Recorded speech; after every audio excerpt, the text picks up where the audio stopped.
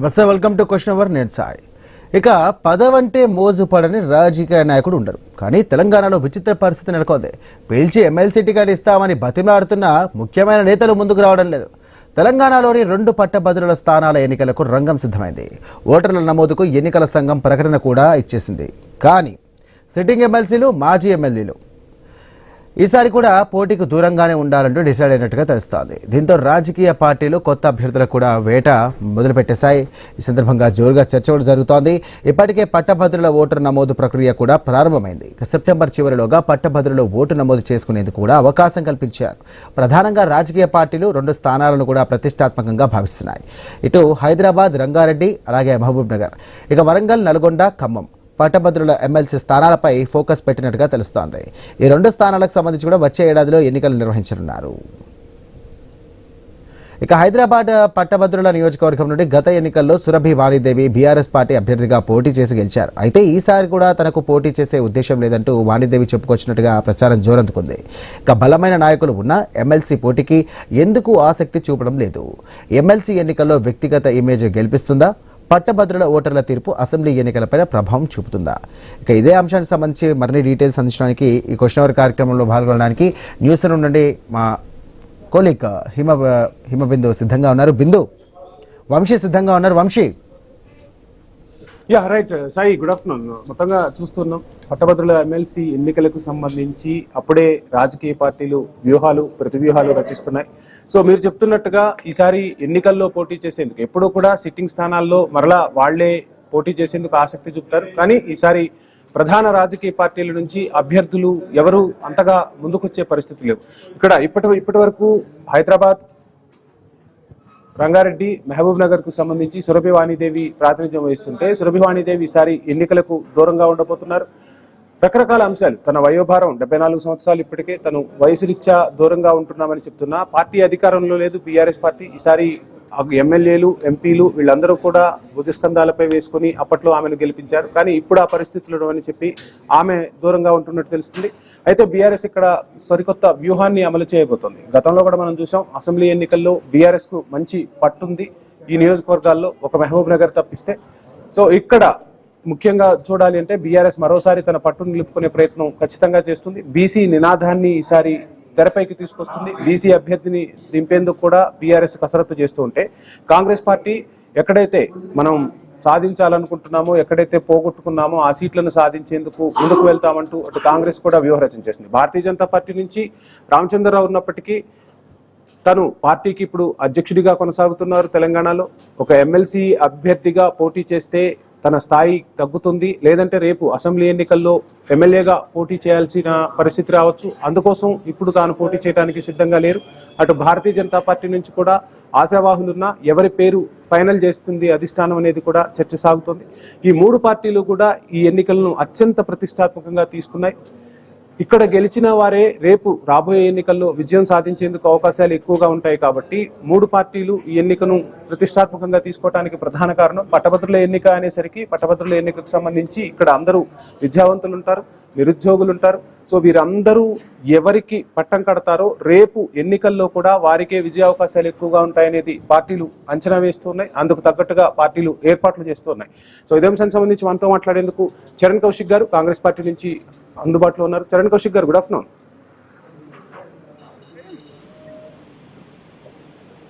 Hello. Yeah Charan Kaushik గారు, I'm audible? Yeah చెప్పండి sir.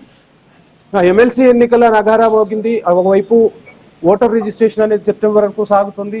అత్యంత ప్రతిష్టాత్మకంగా తీసుకుంది కాంగ్రెస్ పార్టీ. సో ఏం జరగబోతుంది? తీన్మార్ మల్లన్న అంతకుముందు అటు ఖమ్మం, వరంగల్, నల్లగొండ నుంచి ఉంటే ఇక్కడ పట్టు కోల్పోయింది. బీఆర్ఎస్ విజయకేతనం ఎగరవేసింది. ఈసారి కాంగ్రెస్ గెలిచేందుకు అవకాశాలు ఉన్నాయా? అభ్యర్థి ఎవరిని రంగంలోకి దింపబోతున్నారు? ఏం జరగబోతుంది? మొన్న కరీంనగర్ టీచర్స్ గ్రాడ్యుయేట్ సెలక్షన్ లో బీఆర్ఎస్ పార్టీ పోటీ చేయలేదు. ముక్కోన పోటీ జరిగి ఉంటేనేమో కాంగ్రెస్ పార్టీ సునాయాసంగా కరీంనగర్ గ్రాడ్యుయేట్ గెలిచేది.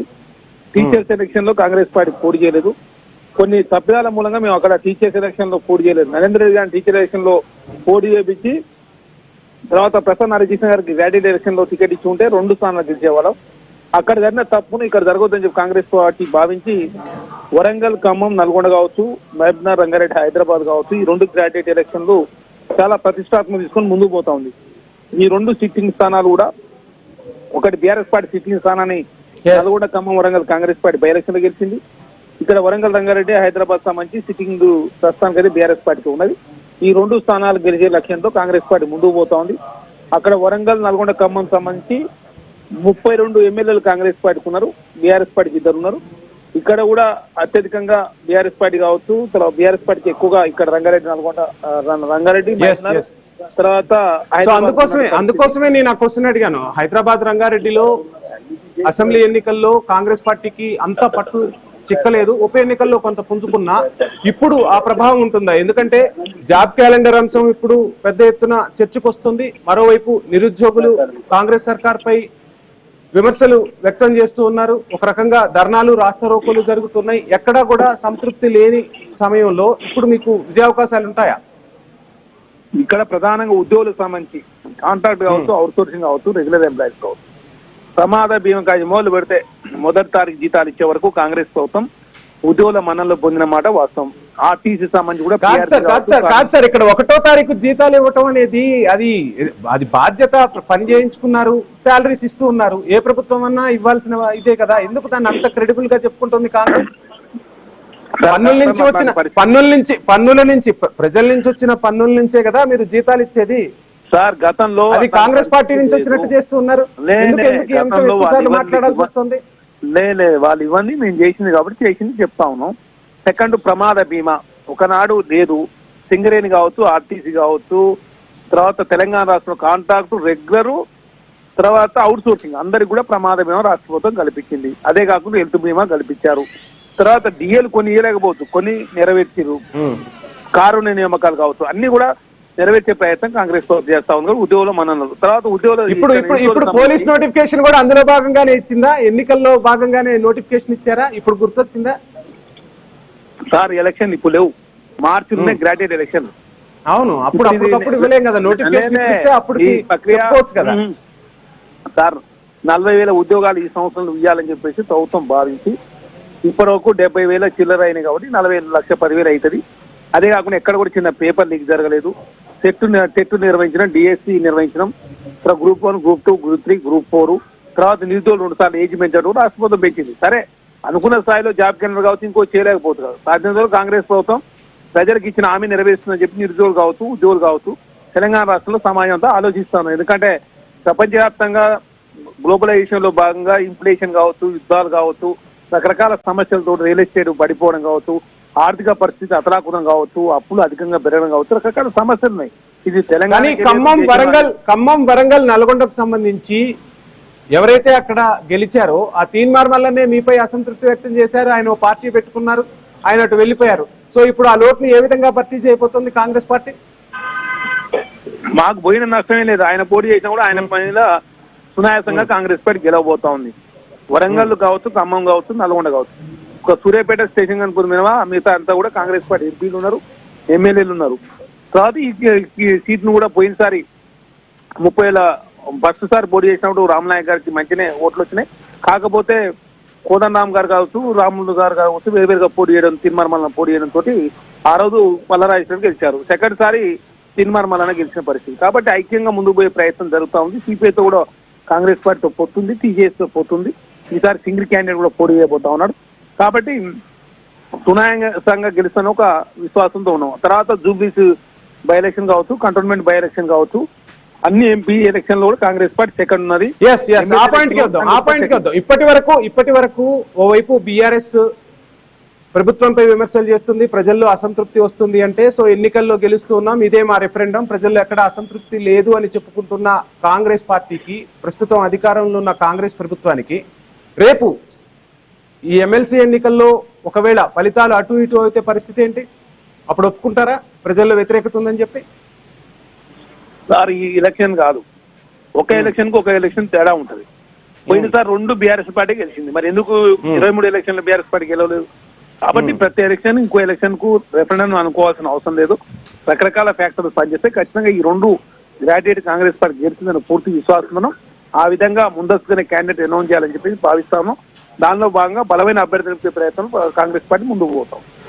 కానీ స్వయంగా సీఎంఏ అంటున్నారు కదా, ఓవైపు బీఆర్ఎస్ ప్రజాక్షేత్రంలో పోరాడుతోంది, ప్రజాక్షేత్రంలో ఉన్న పరిస్థితిని చెప్తూ ఉంది, ప్రజల్లో వ్యతిరేకత వ్యక్తమవుతుంది అని చెప్తూ ఉంటే స్వయంగా సీఎంఏ ఏ ఎన్నిక పెట్టినా మేమే గెలుస్తున్నాం, ఎన్నికలే మాకు రిఫరెండం అని చెప్తున్నప్పుడు ఎమ్మెల్సీ ఎన్నికలను ఎందుకు రిఫరెండంగా తీసుకోరు మరి?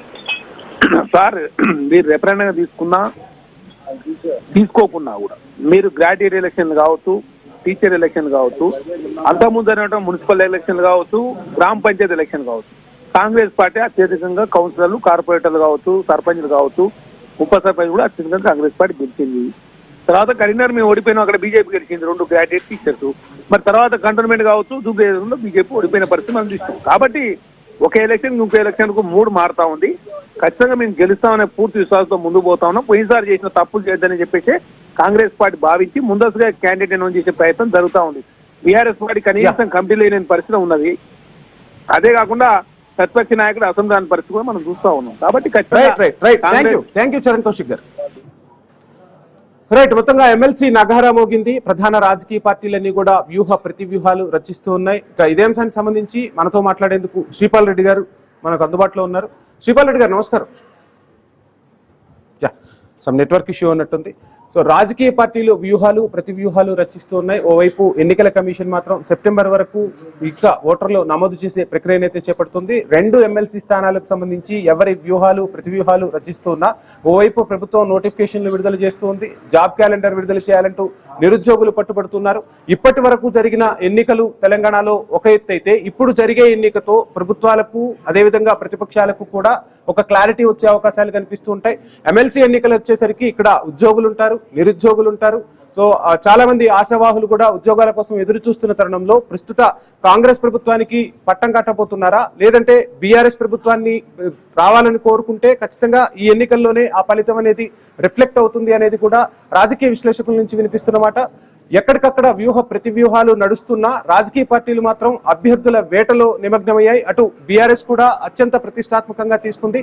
ఈసారి 2 స్థానాల్లో కైవసం చేసుకోవటం ద్వారా బీఆర్ఎస్ జెండా ఎగరవేయటం ద్వారా ఒక సంకేతాన్ని ప్రజల్లోకి బలంగా పంపే ప్రయత్నం చేస్తుంది. నిన్న మొన్నటి వరకు ప్రజాక్షేత్రంలో కాంగ్రెస్ ప్రభుత్వంపై వ్యతిరేకత ఉంది అని చెప్తున్నా ఎన్నికల ఫలితాలు మాత్రం కొంత నిరాశకు గురి చేసిన ఎమ్మెల్సీ స్థానాలను కైవసం చేసుకోవటం ద్వారా ఇక ప్రజలు మా వైపే ఉన్నారు, మా ప్రభుత్వాన్నే కోరుకుంటున్నారని కూడా చెప్పే ప్రయత్నం బీఆర్ఎస్ చేస్తుంటే ఎట్టి పరిస్థితుల్లోనూ 2 స్థానాలను, ఒక సిట్టింగ్ స్థానం, మరొకటి బీఆర్ఎస్ కైవసం చేసుకున్న స్థానం, ఈ 2 స్థానాలపై గురిపెట్టింది కాంగ్రెస్ అధిష్టానం. ఏకంగా సీఎం రేవంత్ రెడ్డి దృష్టి సారించారు. ఉన్న అసమ్మతులను చల్లార్చి ఖచ్చితంగా ఈ 2 సీట్లను కైవసం చేసుకోవడం ద్వారా ప్రజాబలం మా వైపే ఉంది, ఉద్యోగులు మా వైపే ఉన్నారు, నిరుద్యోగులు మా వైపే ఉన్నారని చెప్పే ప్రయత్నం కాంగ్రెస్ చేస్తుంది.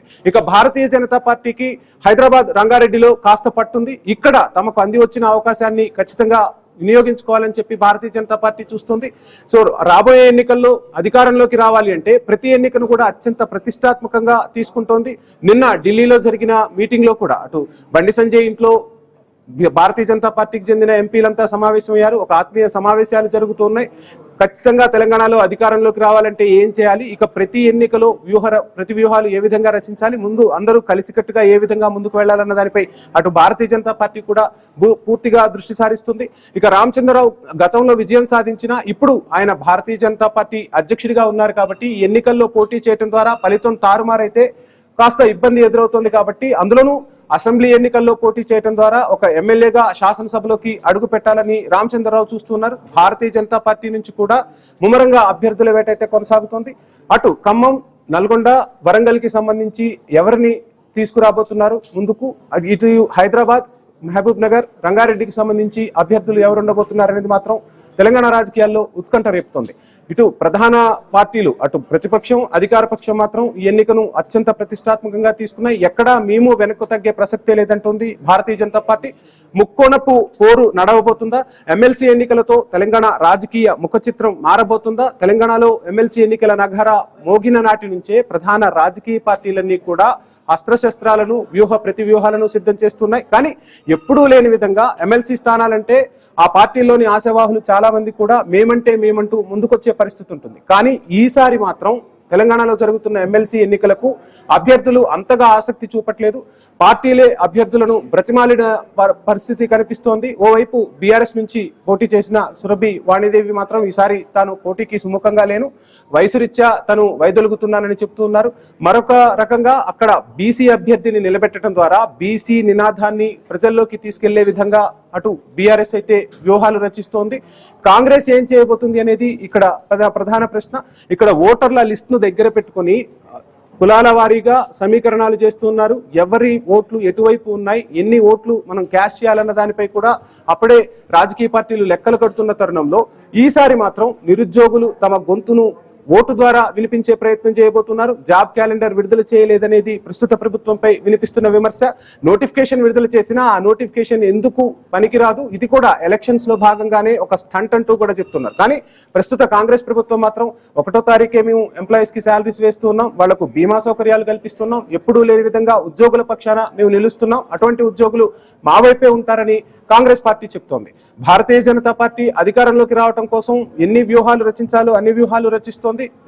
అభ్యర్థుల వేటనైతే ముమ్మరం చేశారు. కానీ ఎమ్మెల్సీ ఎన్నికల్లో ఎవరు సీటు దక్కించుకుంటారు, ఆ సీటు దక్కించుకున్న అభ్యర్థి వైపు, ఎమ్మెల్సీ అభ్యర్థుల వైపు పట్టభద్రులు ఎవరు నిలుస్తారనేది మాత్రం తెలంగాణ రాజకీయాల్లో ఉత్కంఠ రేపుతున్న అంశంగానే కనిపిస్తోంది. ఇది ప్రధాన పార్టీలకు ఇంతకుముందు మనం మాట్లాడుకున్నట్టుగా అటు కాంగ్రెస్ పార్టీకి ఒక రిఫరెండం అయితే బీఆర్ఎస్ కి మాత్రం ఈ ఎన్నిక అత్యంత ప్రతిష్టాత్మకం. నిన్న మొన్నటి వరకు ప్రజాక్షేత్రంలో మేము ప్రజల వైపు పోరాడుతున్నామంటే ఇప్పుడు ఉద్యోగులు నిరుద్యోగులు తమ వైపు ఉన్నారు అని చెప్పుకునే ప్రయత్నం ఖచ్చితంగా బీఆర్ఎస్ చేయబోతుంది. ఈ ఎన్నికకు సంబంధించి అటు కేటీఆర్, మాజీ మంత్రి హరీష్ రావు ఇద్దరు కూడా గ్రౌండ్ లో వర్క్ చేస్తూ ఉన్నారు. ఈ ఎన్నికను ప్రతిష్టాత్మకంగా తీసుకొని గులాబీ జెండాను రెపరెపలాడించడం ద్వారా రాబోయే ఎన్నికల్లో అన్ని వర్గాల ప్రజలు మా వైపు ఉన్నారు అని చెప్పే ప్రయత్నం మాత్రం బీఆర్ఎస్ చేస్తుంది. ప్రధాన ప్రతిపక్షం ఏదైతే విమర్శలు చేస్తుందో ఆ విమర్శలన్నింటికి ఒక్క గెలుపు ద్వారా చెక్ పెట్టే ప్రయత్నం కాంగ్రెస్ చేయబోతోంది. కానీ పట్టభద్రులు తీసుకునే నిర్ణయం రాష్ట్ర రాజకీయ భవితవ్యాన్ని, రాష్ట్ర రాజకీయ ముఖ చిత్రాన్ని మారుస్తుంది అనటంలో మాత్రం ఎటువంటి సందేహం లేదు. చూద్దాం ఏం జరగబోతుంది ఏంటి అనేది. అభ్యర్థుల వేటలో మాత్రం ప్రధాన పార్టీలంతా నిమగ్నమయ్యారు. గెలుపు వ్యూహాలను, గెలుపు గుర్రాలను బరిలోకి దించేందుకు మాత్రం ప్రధాన పార్టీలన్నీ కూడా కసరత్తు చేస్తున్నాయి. రాబోయే రోజుల్లో ఈ ఎన్నికే రిఫరెండంగా మారుతుంది అనటంలో మాత్రం ఎటువంటి సందేహం లేదు. ఇది వాటి క్వశ్చన్ అవర్. స్టేట్.